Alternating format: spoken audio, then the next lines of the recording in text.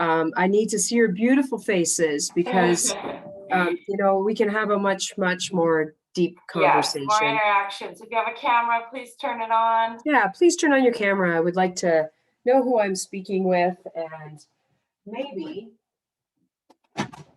who I could potentially help as well, because that's what it's all about. You're here because you're seeking some information, and you're here because you're seeking to resolve something that you have been through or lived through or maybe are going through. And, the thing is this, I'm glad to be here, but I'm also, taking away other commitments that I could be at. So I really, really would appreciate 100% interaction with everyone who's going to jump on this call.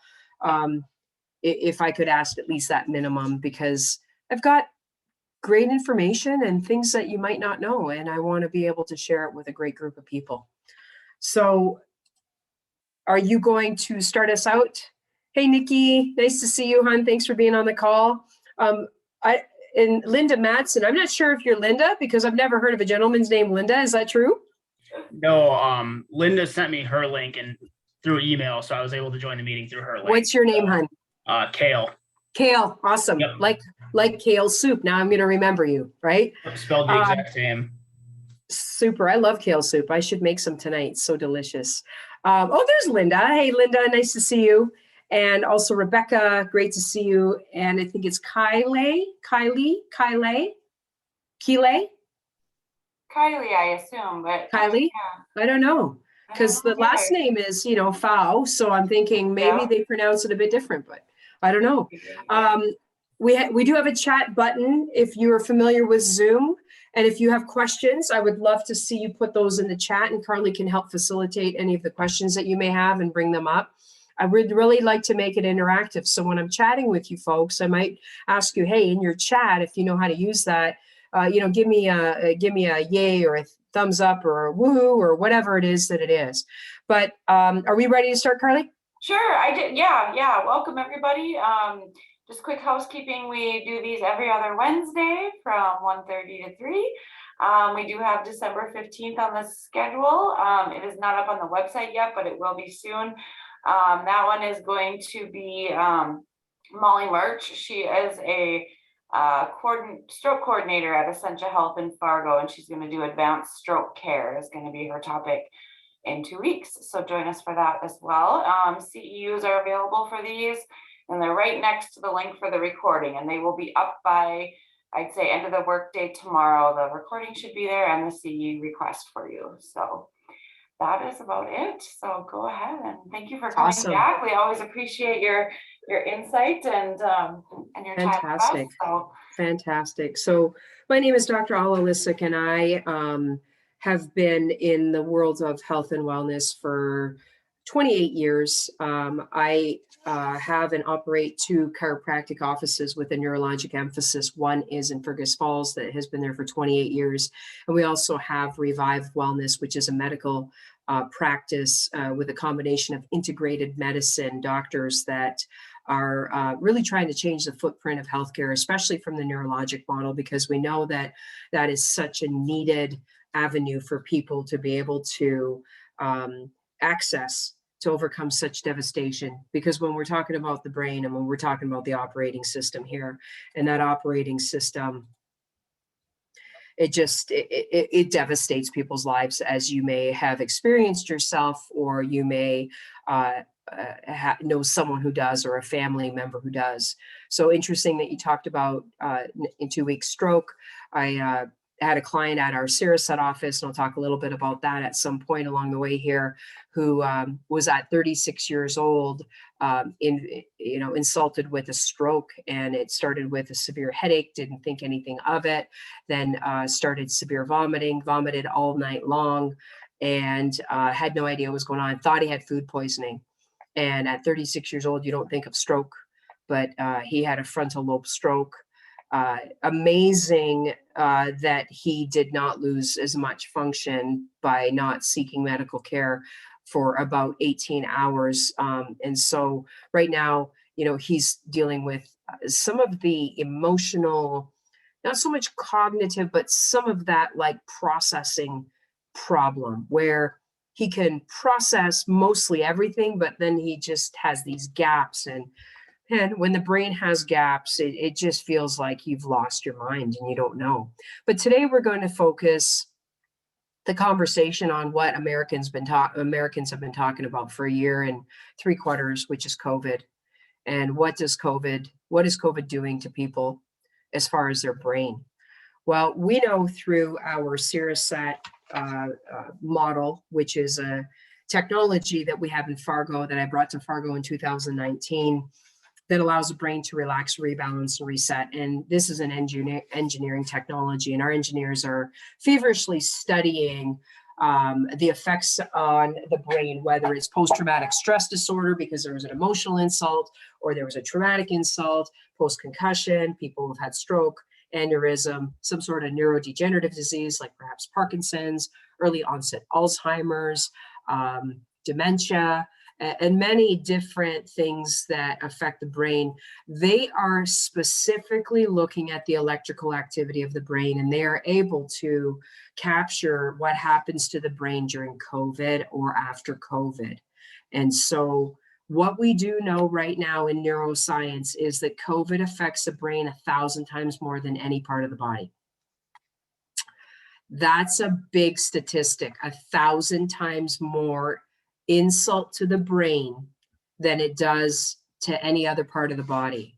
So a lot of people certainly are focusing on the respiratory system because people are having to be put on ventilators. But the question is the true infective process happening at the level of the lungs, or is it happening at the level of the brainstem where the actual control of the lungs lives? Your breathing is controlled at the brainstem cervical junction. And so when someone has suffered COVID and has had respiratory symptoms, there's a lot more going on than just the respiratory area, because it's not that there's not enough oxygen on the earth for us to use, but you've got to have the reflexes in place that automatically make you inhale, make you exhale, make you inhale, make you exhale. These are not under your control unless you feel as though you're being compromised or you are being actually suffocated upon. So when we lose the reflexive ability of the brainstem to control the respiratory rate, the respiratory rhythms, and the amount of airflow needed, we know that COVID is affecting that area of the brain. And so I can speak now from experience. I contracted COVID about 2.5 weeks ago, and I'm a very, very regimented person. My diet and wellness is always in my front sight. We grow our own food. We eat our own food. We never, ever migrate outside of what we do. We have a very consistent way of living our life and always have.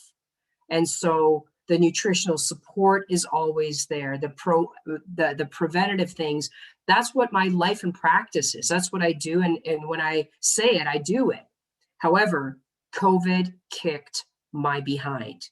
It kicked me super, super hard to the point where for 6 days, I was unable to get upright. In 6 days, I peed 3 times because I couldn't take any fluids down and I couldn't eat anything. So after 6 days, 15 pounds of weight loss, which I really didn't have to lose because I've always been very, very mindful of my body composition. After 6 days, I literally thought that COVID will kill me. I wasn't afraid. I'm not a person fearful of that. I believe in the good Lord above me. It's never been anything that feared me, but I was just surprised of how vicious this beast was. I was like, wow, this thing is freaking strong, right? So for myself, I know it affected my brain. I know from my data from going through Seroset sessions that it affected my brain because I can measure and compare pre and post. But I also know that for the first 5 days, I literally lost my sense of mind. I didn't lose my mind and go nuts so crazy. I had no mind left. There were no connections happening anymore. I would literally have to think about how to open my eyes. I didn't know if I could keep them open. I certainly couldn't get uprighted because I would drop right back down because I just was unable to sustain being upright against gravity. Gravity won every time. I had such severe sense of my skin being on fire for 5 days, like someone was torching me constantly. It was just this unbelievable, but being a person in the field of neurology and understanding the brain, I knew it was a neurologic mechanism right there because I knew what I was experiencing was affecting my nervous system. Not only from the inability to find my faculties and make sense of anything.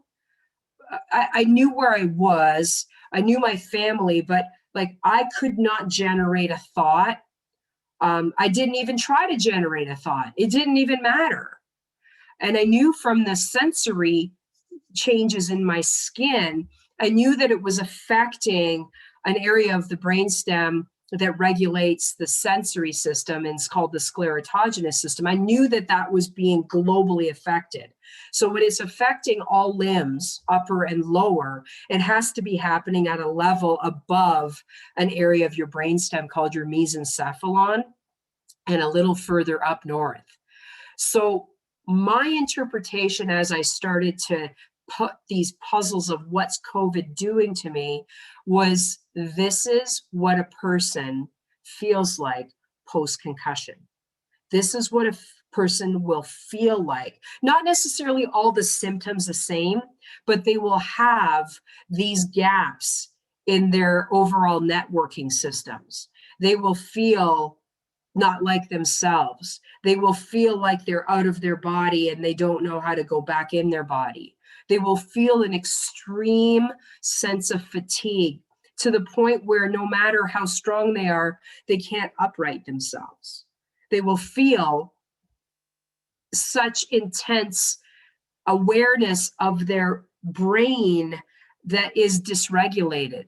They will know something's wrong, but they won't be able to necessarily put the puzzle together. So COVID is a beast. Whether it's a manufactured thing or a real thing or a combination of both, I have no idea. We're not going to have a political conversation because I could care less. But what I'm grateful for is that I had COVID, because my perspective on the suffering that people have day in and day out after whatever they're conflicted with, whether they've had a neurologic injury or a brain injury, whether they've had cancer, whether they've had some sort of genetic disorder, my perspective on what people go through when they suffer is very clear. And I'm very grateful to have tasted it. I don't want to taste it again. I'm good. But I'm grateful I tasted it, because now my awareness and my understanding and my compassion has just 10x'd. It just went 10 times bigger, maybe 100 times bigger. So COVID affecting the brain has been studied. In the UK, they did a study. It's a very interesting study where they took a group of people who they had done an MRI several years back. In 2014, they did a study, and they were just studying people's brains. They had about 45,000 participants. That's a statistically significant large population group to study. So the data that they retrieved gave them baseline information about the structure of the brain, the thickness of the brain, and anything that was abnormal or incidental on those brain scans. They took this same group of people that they had studied in 2014 and who was available for this comparison study. And the only other variable that they wanted to study was any of the people that they had preliminarily measured. They wanted to know if they had COVID, whether it was a mild case or it was a major case which hospitalized them. And they did scans of these people's brains with permission, of course, and they wanted to identify, did COVID change anything? And it was surprising what changed. The size and the volume of their brains post-COVID significantly changed, more so than what would be expected with age. So we have changes in the volume of our muscles, changes in the volume of our bones, and changes in the volume of our brain as we age. There's an age-related volume change, meaning the size, okay, the thickness, the girth. But what they did is they differentiated from this study that large difference that happened in the volume of the brain, taking out the actual age component and saying that it wasn't significant enough, and how much these people's brains changed. And the super interesting part was whether the person had a severe case of COVID or they had a mild case of COVID, not requiring hospitalization, it was straight across the board. The volume of the brain was statistically significantly changed similarly. So whether you had a bad case of it or you had a mild case, it affected your brain. Now, I would call mine a mild case, even though I thought I was going to die. It was mild because I didn't feel as though it was enough to present myself in a medical environment. I felt as though I had the exact same opportunity in my home to remain in a very kind of incubated way, where I just literally took the body's innate ability and I let it rest. I just took whatever time it needed, and I didn't do anything to try and provoke or promote any change. The 5th day into COVID, a friend of mine, yes, it was called sharing your ivermectin, gave me some ivermectin. But before that friend of mine shared it with me, I had already spoken with an online doctor who prescribed the same prescription with the same dosage. And my friend was able to share it with me before my shipment came because I couldn't get it right away. So my only line of defense as far as medical was the ivermectin. In the science, there's a lot of hearsay and a lot of conversation, and I don't know which is right or wrong. I'm just as confused as all of you are with the information that we're all being fed. But ivermectin is an anti-parasitic drug. And understanding what parasites can do in the body, I would bet my bottom dollar that that virus was more than just a virus, that it was also having other microorganisms like parasites or bacteria sort of traveling along with it. In nature, you don't find just a bug living on its own. It's got all kinds of friends that travel with it. You know, you don't have a dog that doesn't have something traveling with it, whether it's a turd that it didn't poop out, whether it's, a bug that's taking a ride on the back, or some sort of, plant that it was in and some sort of oil it got. I mean, people travel with all kinds of, scavengers, and there is no one pure virus out there that travels alone. It always has some people that are jumping on and taking a ride.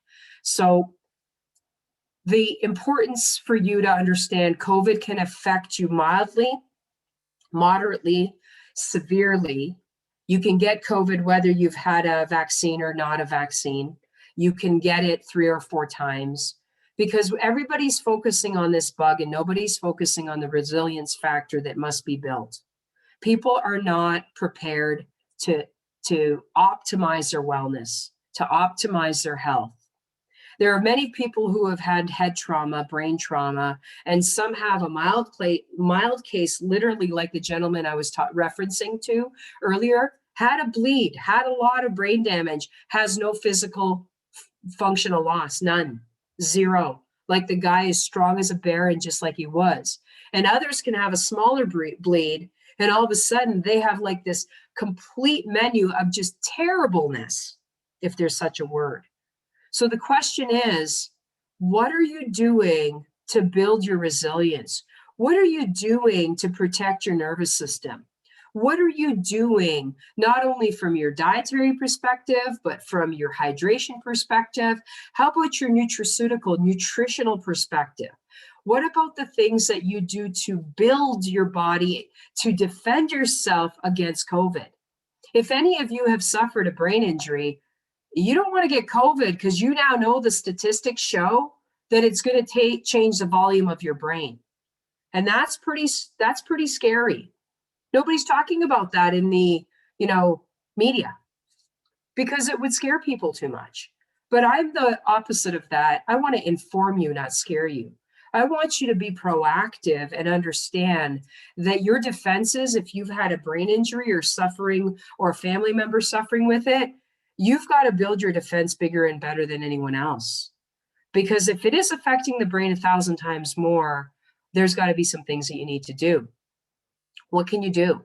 Well, you can do what right now is being promoted in the marketplace. And number one, zinc is very protective against COVID. We know that. Just because that mineral has a very, very influential effect on the immune system and also on the actual immune cells that are your soldiers that protect you. Of course, vitamin C is important because vitamin C is the most important nutrient that a human being has to literally take because we don't make it. We don't make vitamin C. Dogs make vitamin C, we don't. And that is, vitamin C serves a role of protecting your overall, integument, your skin, your ligamentous structures, your bony structures, your defense, your outward armor, if you will. When vitamin C is low, it also reduces your absorption of iron. When you reduce your absorption of iron, you may not carry your red blood cells with efficiency of oxygen molecules because you can't bind the hemoglobin with it. And so now you may, if confronted by something like COVID, have a respiratory event that may be a little bit more influential than what you signed up for. So vitamin C is extremely important. It's a very, very powerful antioxidant, but most people take it in such a low dose that it really isn't as protective as it should be. In our office in Fargo at Reviv, we offer IV infusions of vitamin C, intramuscular injections of vitamin C, because what that does is it bypasses the guts. It doesn't have to go through the stomach, it goes directly in the bloodstream. So it has a more powerful effect and a more potent effect. Interestingly, right before I had COVID, probably 2 days before I had COVID, I had undergone some IV infusions of vitamin C, as well as a cocktail of different nutrients, as well as intramuscular injection of glutathione, because I just needed to know, not because of fear, I just was like, just boost me up. I want to have more nutrition on board and I wanted to be available. And I'm grateful that I did because I know that it protected me against the insult that I took from that beastly COVID. Other things that you want to consider in your, your nutritional support, because again, you're doing this to support and protect your brain, which is what we're talking about, because we're talking through a brain injury network here of how do we support it. I'm not here to talk about, oh, you have a symptom based upon a head injury. Well, we know that. You know that. You need tools of what can I do to make myself build some resilience, have some protective armor. How do I increase my energy? Do I have enough nutrients? Do I know what I should be doing as far as my dietary intake to ensure that my brain has every capacity with all the rehab I do and all the learning I do? Does it have enough fuel available to do what it needs to do to recover and restore its function? And very few are focusing on that, but I focus everything on that. Because the three things that the brain requires are oxygen. That means by automatic systems, you breathe. If you get sick, it might be more laborsome. So you've got to voluntarily contribute the breathing, i.e. during COVID.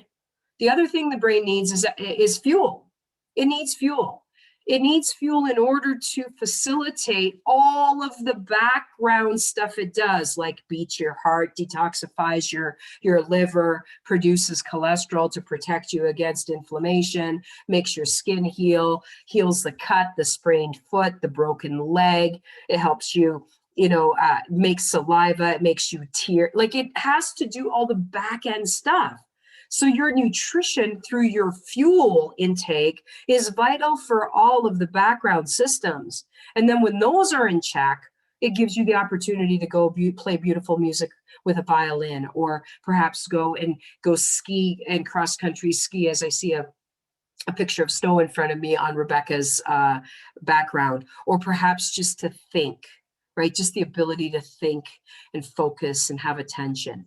So your brain needs oxygen, it needs fuel, but the most important thing also because they're all equally important. It requires activation. It has to move. The one common denominator of anybody with a brain injury is they don't move enough. Not because they don't know to, they get it. They're like, I understand that I need to move more. But the work that it entails, the energy it makes me just lose, sometimes isn't worth it because I don't necessarily see incremental improvement. But that doesn't mean that you have to get up and run a marathon. You could literally move in a seated position. You just have to realize that you've got to do it. You've got to continually inform the brain about what you want it to be doing. And so if you're a person that has been injured, whether physically or emotionally or mentally or spiritually or a combination of all, and you're sitting stuck in a chair, if there's anything that you can do, whether it's go to, a pool and get yourself into water, you've got to realize the importance that you must place on it. You will never recover your brain injury if you're not moving. You can never recite numbers backwards by threes and make your brain better. The brain requires feedback from all of the body parts. If you're rigid and you're stiff or you feel off balance, get up and do it anyhow. Do it safely, have someone assisting when needed, but just do it. I can't tell you how important it is for you to always recognize that your heart rate has to be variable. If you're not creating incremental spikes in your heart rate, you're not going to have a very strong ejection fraction, which means you're not going to deliver oxygen well, and your system literally will slowly deteriorate. And that's not acceptable. And so it's very important whether you're, a person on the side of being the provider for that client, or you're the client yourself, or you're a family member of a loved one that's been injured. Movement is a key component. So you've got to advocate for yourself. You've got to advocate for your loved ones. And we as providers have to advocate for our clients that whoever is assisting that client better get to work and do their job. Because people have, for whatever reason, felt as though they should just show up into a rehab situation and just let the client do it all. No, the therapist has to be doing it alongside with you. We need to walk alongside our clients so that we can empower them and they can motivate themselves to the levels that they can climb to recover. Because the human nervous system, the human soul is so resilient. I mean, think of how many times in your lifetime you went to reach for something, you stopped paying attention, and you didn't kill yourself.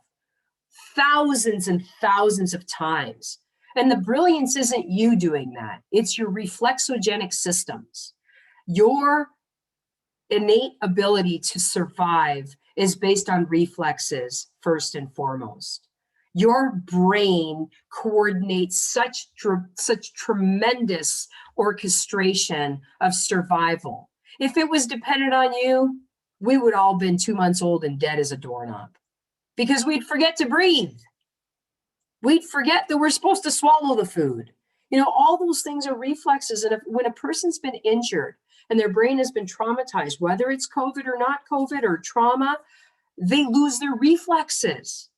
They lose the ability to swallow. They lose the ability to produce saliva at an appropriate rate based upon the needs of the body. They lose the signaling system. Their networks get out of sync.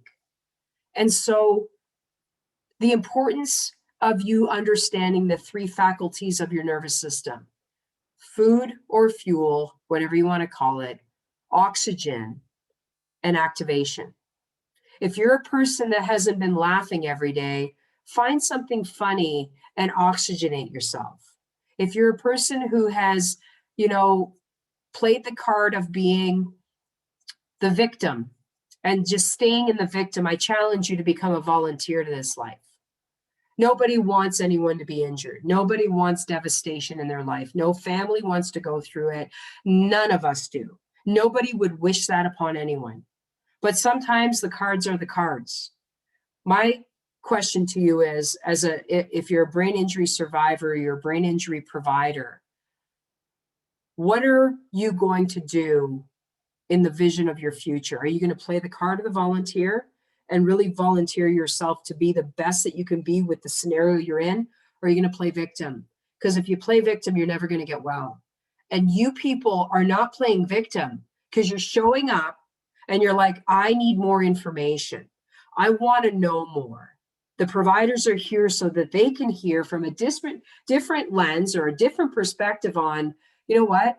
We may have to start sparking different conversations.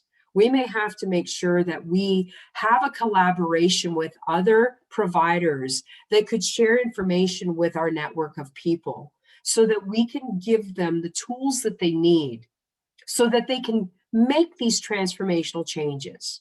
We don't know if a person will be able to recover to where they were before, but you know the question I always ask, did you have a great version of yourself in the first place, or could it be improved in the first place? The truth is, most of us are living our lives on default rather than design, because that's just what the culture has sort of kind of caused. I challenge you to live in a complete different vision with a complete different mission. If you're a person who's been brain injured, find someone else who's been brain injured and let them know what this journey is going to look like. Prepare them, advise them, walk alongside them, help them find the tools that you found that may have taken you 10 or 20 years to find. Get that information to them right away. If you know that COVID's going to affect the brain 1,000 times more, you need to reach out to the power base of people that you know and start that conversation and say, you know what, I'm going to share a link with you and I want you to go to this website because they have some tremendous information that might just help you with how to perhaps find the right formulation to overcome COVID. And even if you go through it, man, on the other end of it, are you going to be stronger and better?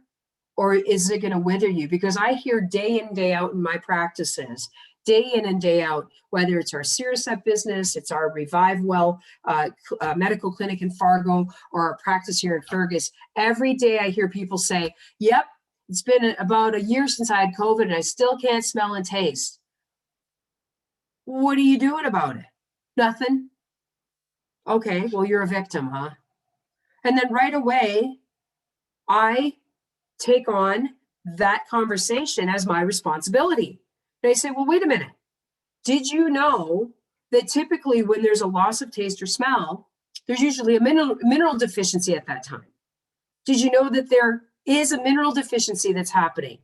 So the cellular structures no longer interpret the senses of life, taste, smell, touch, feel, cold, warm, appropriately. And as a result, the body needs to be rebuilt up so that we can get the stores that are vital to the existence of that being, at least at a level of survival first, and then we build it to a level of maintenance so that you're robust when you're exposed to the flu virus. You're exposed to a strep infection. Kiddos have that stuff all the time. Or an ear infection that with an undefined bacteria. What are you going to be able to actually defend yourself with? So as we look at COVID, we don't know when it's going to go away, if it's going to go. I mean, I don't know just as much as you don't know. I have an opinion. It's very strong, but it doesn't matter. And here's why. Because I don't know either. But here's what I do know. I went through it. I understand how it affects me. Being that I'm a scientist and I understand how the nervous system works, I can now bridge the understanding for a client who may be suffering with similar symptoms or symptoms that would be pointed at a neurologic type of dysfunction and warn them. The volume of your brain will decrease post-COVID. That's a problem. What you need to now do is you need to exercise more. You need to take some weight off. You need to eat more cleanly. You need to support your body and take the next year and build that brain volume back. Because the brain volume can be built back through activation, through the right fuel, and through oxygenation. So, you know, for myself, Serosat is going to be a weekly thing because I know it's going to help my brain activity, which means my electrical activity in my brain find its way back to the right baseline where I can optimally function. IV nutrition is going to be something that I will do for the next 90 days to build myself back up. I'm still 15 pounds down.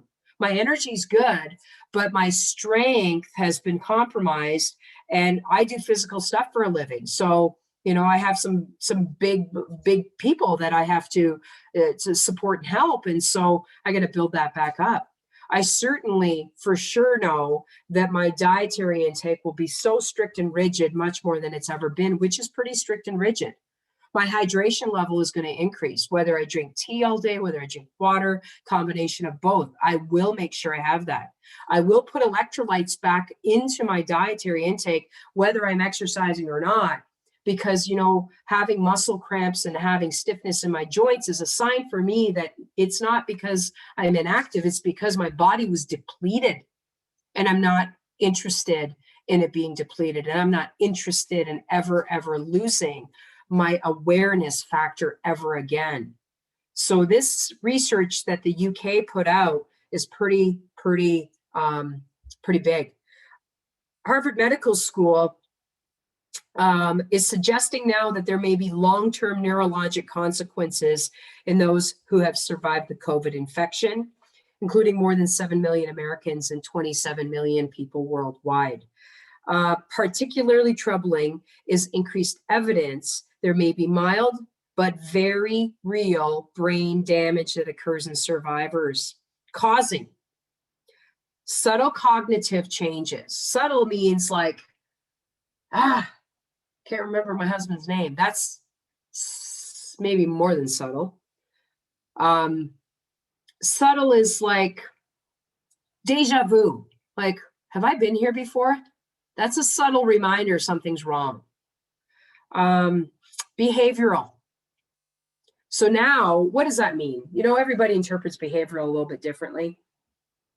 Behavioral, from my perspective, means how you react to what you may interpret as stress.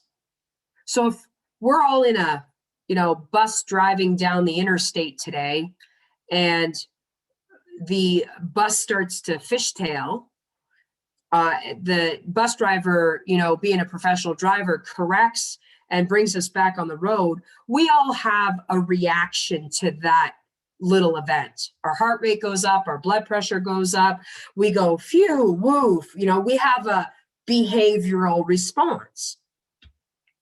But as soon as the danger has lifted, our heart rate drops, it goes back to a level where it was resting, our blood pressure reduces to its normal level, and we go back on with our conversation on our bus ride. Another scenario to compare, we're riding on the bus, we can clearly see outside, and all of a sudden the bus starts to slide, but because of someone who was driving by and texting, and they weren't paying attention, and they moved into the bus, and the bus had to create a response or reaction to avoid the hit. The bus driver, being a professional, corrects again, our heart rate goes up, our blood pressure goes up, we are frightened, and now we have a different conversation. We keep that elevated blood pressure for a longer period of time and that heart rate up, because now we're all perturbed that this idiot was texting and almost drove us off the road. We were all okay on both scenarios, but the effect lasted longer and insulted us longer. So when we talk about the brain being affected behaviorally, we're talking about the brain's ability to react or respond to something that it interprets as stressful. When a person's been injured in their brain, they don't respond, they react.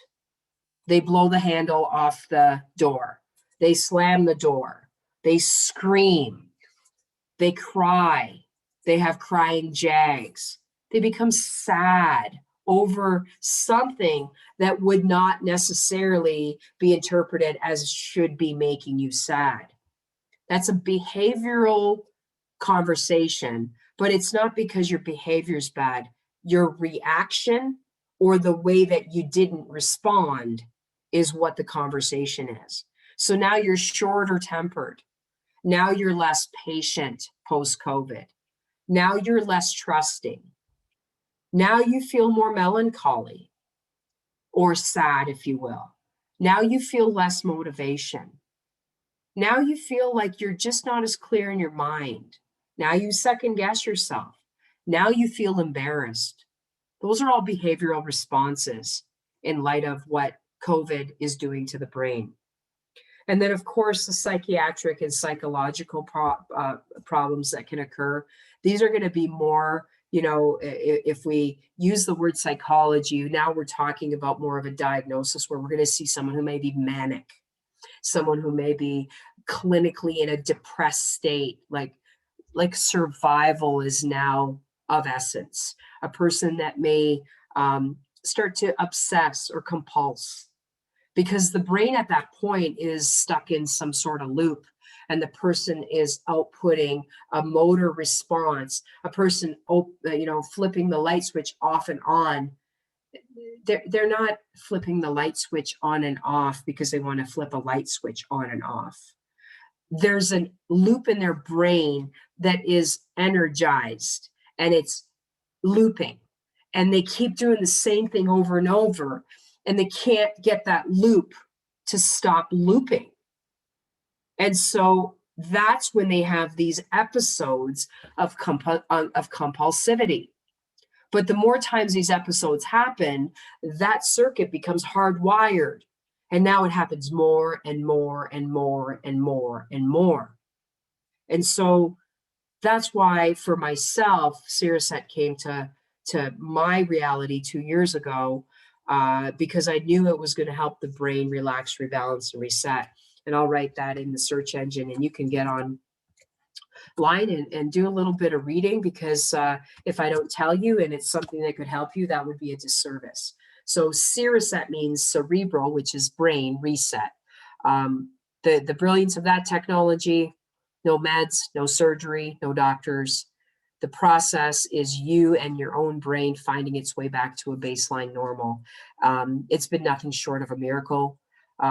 It's just been a miracle. So if you're a person who wants to enhance your performance, Cereset is a great avenue to explore. If you're a person who is post concussion and suffering with that fatigue factor, Cereset is an amazing tool that can help that fatigue factor hopefully come to a level where it's no longer a problem. If you're a person post stroke, we're not going to fix your stroke, but we're going to try and help your brain recognize the electrical patterns that have been established in light of the stroke. If you're a person who's been nervous and anxious all your life, you have no idea why, you have a family history of it, you've been on meds, you've been on this, you've been on that, and you're just not finding joy, Cereset may be an option. So check that out. COVID infection is a risk factor for stroke. A group of Canadian doctors found that individuals over 70 years of age were particularly at high risk for stroke related to the COVID infection. Young individuals 7 times more likely to have a stroke in light of coronavirus as compared to the typical flu virus. Now, I can only, again, speak from experience. I've known, unfortunately, 3 young people under the age of 40 who've stroked out because of COVID. That's a lot of people for one person to know, right? Under the age of 40. This is devastation. And they didn't have a mild stroke. They're debilitated now for the rest of their being until scientists find, how do we fix brain trauma? How do we inject a stem cell in there? How do we get it to maybe become viable? We don't know yet. Things will change in the future. Amazing things will happen. But right now, the one thing that does not fix the brain is pharmacy. Pharmacy does not fix the brain. Pharmacy just reduces your awareness of your problem. And so it can't be the only tool you use. It just cannot be. It has to be a lot more tools involved in order for a person to be able to build the resilience that the innate part of your body has. The body wants to heal. It's just sometimes searching for those tools. In survivors of intensive care unit stays, due to acute respiratory failure or shock from any cause, 1/3 of people show such a profound degree of cognitive impairment that performance on neuropsychological testing is comparable to those with moderate traumatic brain injury. Let me clarify what mild traumatic, moderate traumatic, and severe traumatic brain injury is. Mild is an example of concussion. The symptoms are not mild, has nothing to do with symptoms. So I think that the people who graded, the level of traumatic brain injury were using it in the English language in a way that's going to confuse people. Mild does not mean mild symptoms. Mild means that there was no loss of consciousness, or if there was a loss of consciousness, it was very, very brief, off and on. That's what mild means. Moderate means that there was a level of unconsciousness that was greater than mild, or just, intermittent. And it was a longer period of time that person lost their conscious awareness, knocked out cold for a period of time. Severe, usually coma, usually have diffuse injury throughout the brain. Usually their prognosis is not going to be, something that they would want to embrace. So survivors that had respiratory failure are equal in their overall cognitive faculties, their ability to think, their ability to remember, their ability to formulate, their ability to follow instruction, their ability to follow the recipe, is as if they had a moderate traumatic brain injury. That is not good. And I understand how in-depth this feels going through it and affecting my cognitive faculties. But I'm not scared. You know why? Because the brain is an amazing network. I just know that my action has to be so much more massive. I've got to go into action to build back a bigger and better. And it's going to take work. So what? What else am I going to do every day? So what? What else am I going to do? Nothing? No way. I'm going to build a better version. Everybody's all concerned about updating their phones. What about updating you? What version are you operating at? What's your iOS? What's your operating system? So that's not me being tough. That's just me being realistic. What is your operating system? And if you're a person working with people with traumatic brain injury, or a person who is suffering post-stroke, please make sure as providers you show up as the best version of you. It's our responsibility. We don't have what they've had. We don't want to go through what they've been through.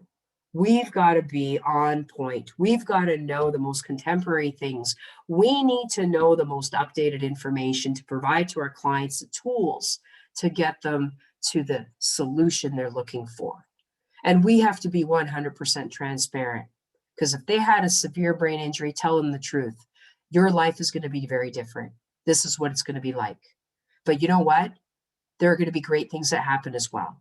So let's right now understand that this is what we're working towards, set goals, and never ever treat them any less than anyone else that walks in front of us and asks us for assistance. Every human being should be treated like a multimillionaire, every one of them, no matter what their financial status, what their background is. Everybody should be treated like royalty. And a person who's gone through a traumatic brain injury needs to be nurtured, not handheld, nurtured to inspire their own self to change their own operating systems to make them the best version. Many people have suffered traumatic brain injuries, and they're grateful for it because the life that they lived was nothing short of a disaster from what they remember. Others struggle emotionally. Sarah sets a great answer for those folks that are emotionally distraught, because it can help the brain find its way back to a level where they can reason again and they can respond instead of react. Last thing. Researchers find COVID-19 1,000 times higher in the brain than anywhere in the body. The brain is one of the regions where viruses like to hide, he said, because it cannot mount the kind of immune response that can clear viruses from other parts of the body. So the brain is a unique structure. The brain is a unique structure.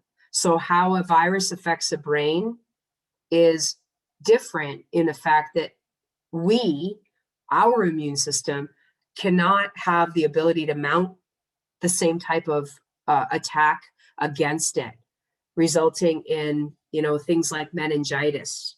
That's a terrible thing to happen to the brain. Things like Lyme's disease affecting the brain, terrible.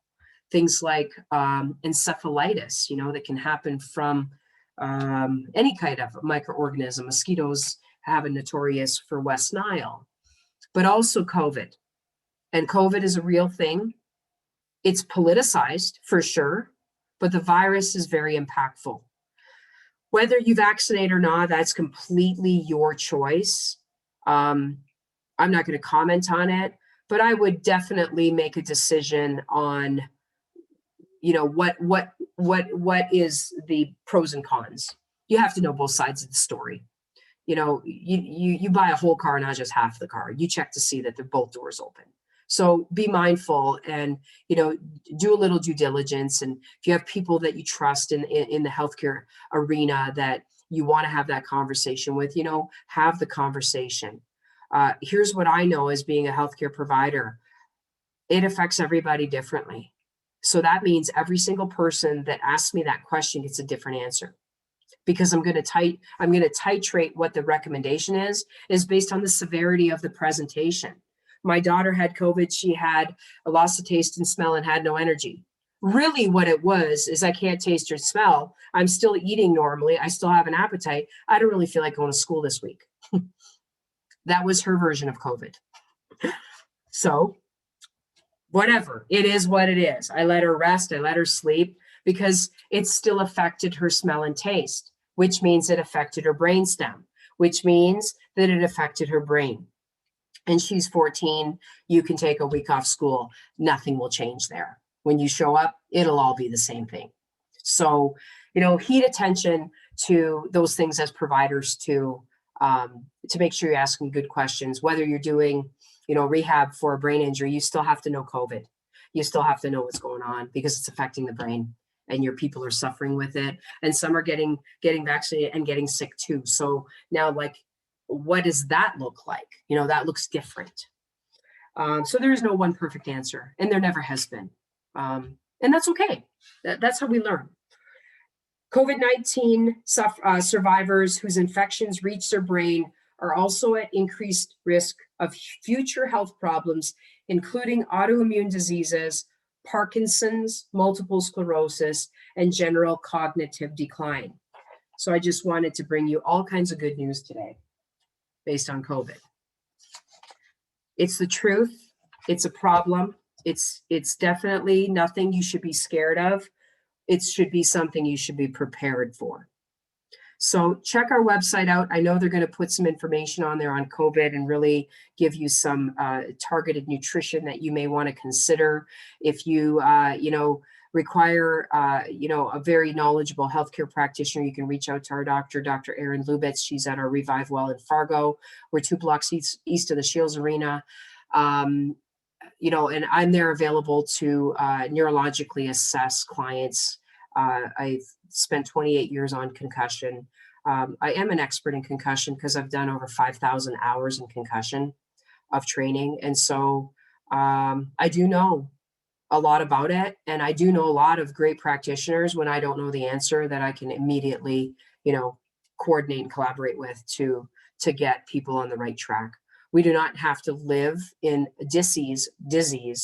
We can better manage it, and we can truly change and transform our health and wellness. But we can't do it the way the industry right now is running. It's not working. It's not working at all, unfortunately.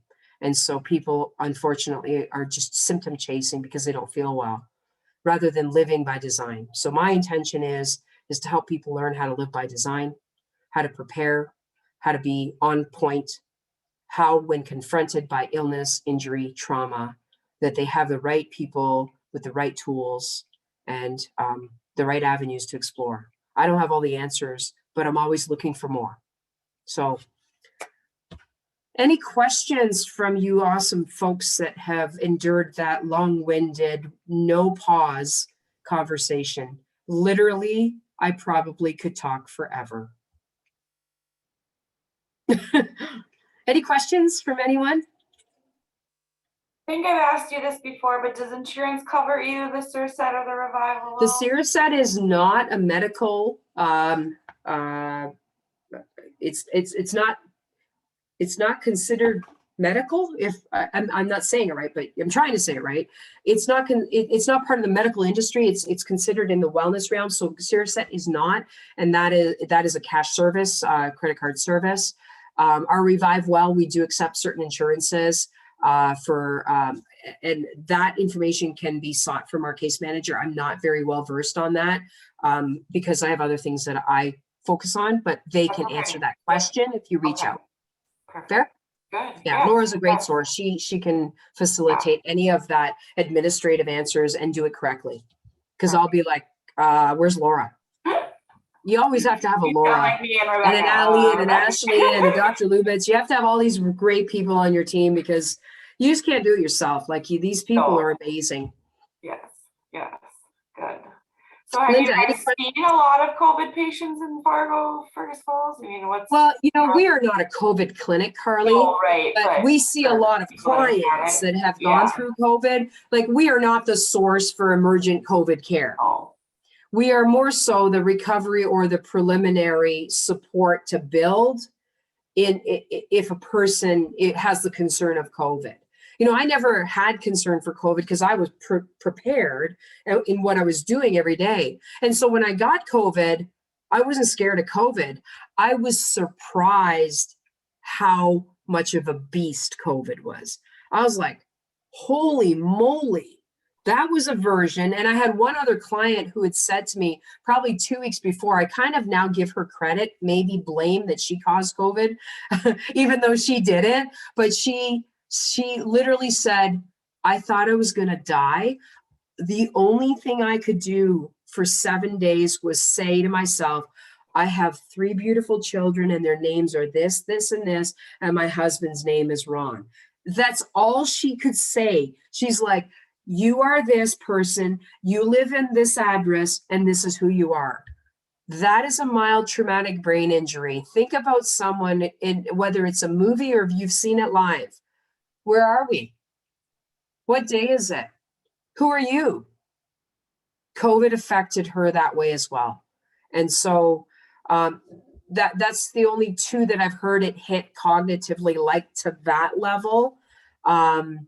But others, other neurologic symptoms, whether it was high fever, a lot of fatigue and malaise, very, very fatigued. Definitely respiratory stuff. Yeah. Yes, Rebecca. A lot of the fatigue. I weirdly, even now, like, because I'm, what, guys, a month out from COVID? Yeah, you got it about a month ago, I'd say. About a month ago. So. Rebecca gave it to me. And I mean, of course, as you said, my daughters did great. For me, not so much. But I was never like, I was going, thought I was going to die. I was never that sick. I was always well enough to still like feed myself, take care of myself, all of that. But the fatigue and the malaise, and even now, like I found that I've been somebody that's had chronic insomnia for forever. So for me, falling asleep on the couch at 8:30 is like unheard of. Like I've never done that. And I would say like more times than not, I'm asleep by like 9:30 these days. And that's like rare for me. And sleeping. Are you waking rested? And then no, not waking rested. And right. If I don't have an alarm, I won't wake. I'll sleep like 12 hours. Like it's, right. And so that's been a hang on. That's a little bit different. And mine was complicated by the fact that I had a viral infection, non-COVID, because I had 3 negative tests that lasted about a week. And then I got a secondary sinus infection and then had like 2 days of feeling better with the secondary sinus infection and then started feeling bad again. And that's when I got COVID. So I was pretty much like out in some form of sickness for like almost a month. And so she's a beast. Yeah, that just made it. And I still, yeah, the sense of smell is starting to come back. I would say now I'm at the emergency sense of smell.